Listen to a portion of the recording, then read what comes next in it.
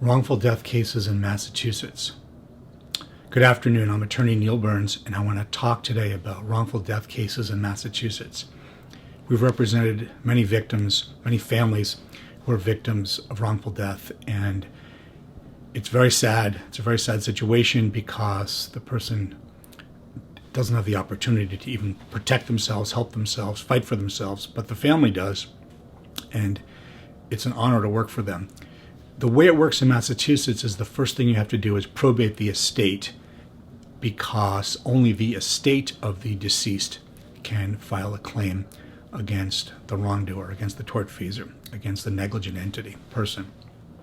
So we have to do that, and of course the appropriate person to file the estate is someone in the family, a close person, a husband, a wife, a son, a daughter, and we have to work that out with the family first.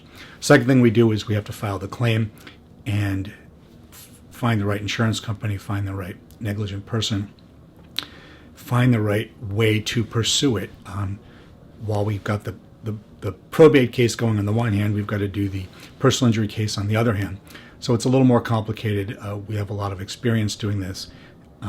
And sometimes attorneys tell their clients you don't need a will because you can put everything in a trust. And here's a perfect example of why you do need a will, because the will say who you want to be executor of your estate.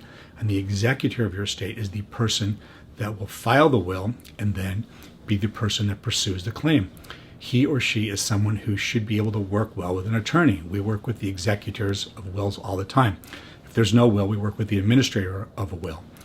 In any event, in this particular case that I was going to talk about today, the deceased was a young woman, a middle-aged woman, and she was with some friends, and there was some inappropriate activity, and she passed away, and nobody helped her.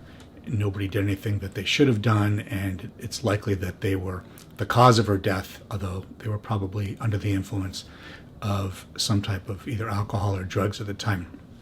We pursued the case in the probate court, then we pursued the case in the Superior Court in Essex County, and we won a $1.5 million judgment against the negligent parties here.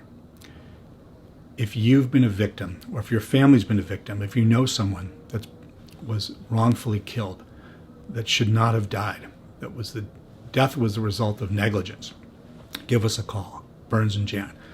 I've been practicing law since 1985. I've been in this building since 1987.